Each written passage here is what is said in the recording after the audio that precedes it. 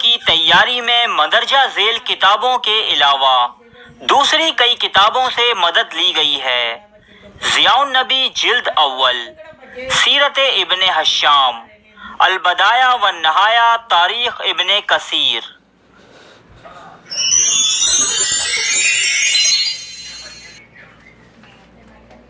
السلام علیکم دوستوں، فتح مکہ کے بعد حضرت محمد صلی اللہ علیہ وآلہ وسلم خانہ کعبہ میں داخل ہوئے اور وہاں موجود تمام تصاویر کو باہر نکال دیا۔ ان تصاویر میں حضرت ابراہیم علیہ السلام کی تصویر بھی شامل تھی۔ اس کے بعد آپ صلی اللہ علیہ وآلہ وسلم نے حضرت علی رضی اللہ تعالی عنہ کے ساتھ مل کر خانہ کعبہ میں موجود چھوٹے بڑے تمام بتوں کو توڑ ڈالا۔ آپ بت توڑتے جاتے اور یہ ورد کرتے جاتے، حق آیا اور باطل مٹ گیا، بے شک باطل نے مٹ جانا تھا، یہاں تک کہ خانہ کعبہ کو شرک کی تمام نشانیوں سے پاک کر دیا گیا۔ اس کے بعد آپ صلی اللہ علیہ وسلم نے صفا اور مروہ پر موجود دو بت جن کے نام اساف اور نائلہ تھے وہ بھی توڑ ڈالے۔ مگر دوستو، ایک عجیب بات یہ ہے کہ یہ دونوں بت انسانوں کے اپنے ہاتھوں سے تراشیدہ بت نہ تھے، بلکہ یہ دونوں بت دراصل ایک مرد اور ایک عورت تھے جو کہ ایک انتہائی غلیظ گناہ کا شکار ہو کر رہتی دنیا تک عبرت کا نشان بن گئے۔ آئیے دور قدیم کے اس عبرت ناک واقعے پر کچھ روشنی ڈالتے ہیں۔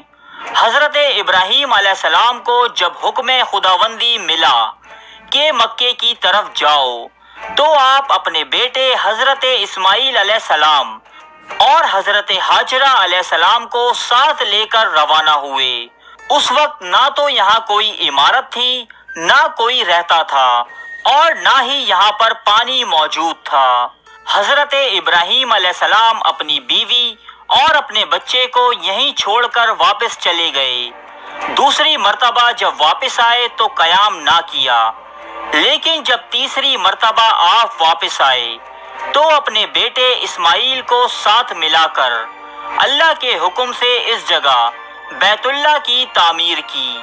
یہی بیت اللہ آج مسلمانوں کا قبلہ ہے کہ جس کی طرف منہ کر کے مسلمان عبادت کیا کرتے ہیں۔ یہ دین اسلام کا مقدس ترین مقام ہے۔ صاحب حیثیت مسلمان پر زندگی میں ایک مرتبہ بیت اللہ کا حج کرنا فرض ہے۔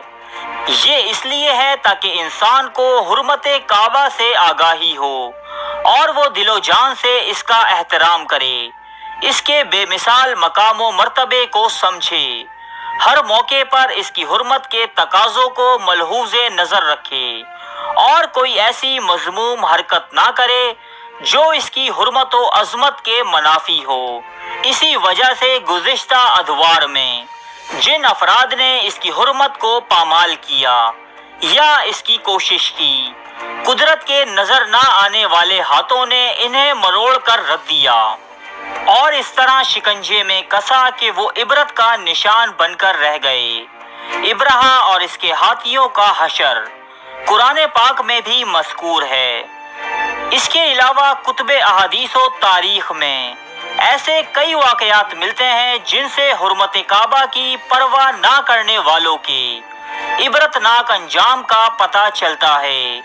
ان میں سب سے عبرتناک مثال اساف اور نائلہ کے بتوں کی ہے۔ ان کا قصہ یہ ہے کہ عہد جاہلیت میں اساف قبیلے بنی جرہم کا ایک مرد تھا جس کا پورا نام اساف بن یالا تھا، اور نائلہ ایک عورت تھی، اس کا پورا نام نائلہ بنت زید تھا، یہ بھی جرہم قبیلے سے تھی۔ قبیلہ جرہم وہ قبیلہ تھا کہ جو سب سے پہلے مکہ میں آ کر آباد ہوا، سو یہ قبیلہ بیت اللہ شریف کے اطراف میں ہی رہا کرتا تھا، لیکن بعد میں شکست خوردہ ہو کر یہ یمن میں جا بسا۔ اب یہ دونوں یعنی اساف اور نائلہ یمن میں ہی رہا کرتے، ان کے بیچ ناجائز تعلقات تھے۔ ایک مرتبہ قافلے کے ساتھ حج کرنے دونوں مکہ آئے۔ اس اثنا میں کعبہ میں داخل ہوئے کہ وہاں اور کوئی آدمی موجود نہ تھا۔ اس تنہائی سے فائدہ اٹھاتے ہوئے ان دونوں نے خانہ خدا میں بدفعلی کا ارتکاب کیا۔ ان دونوں پر اسی وقت اللہ کا عذاب نازل ہوا اور وہ دونوں پتھر کے بن گئے۔ جب دوسرے لوگ خانہ کعبہ کے اندر گئے اور انہیں اس حالت میں پتھر بنے دیکھا تو لوگوں نے انہیں خانہ کعبہ سے اٹھایا اور باہر لا کر رکھ دیا تاکہ آنے جانے والے لوگ ان کے دردناک انجام سے عبرت حاصل کریں۔ لیکن دوستو، اس عمل کا نتیجہ کچھ اور ہی نکلا۔ مکہ کے لوگوں نے اساف کے بت کو اٹھا کر صفا کے مقام پر رکھ دیا، جبکہ نائلہ کے بت کو مروہ کے مقام پر، اور ان کی سزا یہ تجویز کی گئی کہ جو بھی شخص صفا و مروہ پر جائے ان دونوں کے ایک ایک جوتا رسید کرے۔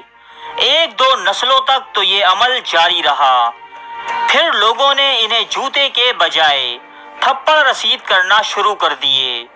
کچھ نسلوں بعد لوگ انہیں صرف ہاتھ لگایا کرتے، یعنی رفتہ رفتہ لوگوں نے ان سے عبرت حاصل کرنا کم اور انہیں پوجنا زیادہ شروع کر دیا، یہاں تک کہ حضور علیہ الصلوۃ والسلام کے دور تک یہ دونوں بت مکے کے بڑے بتوں میں شمار کیے جاتے۔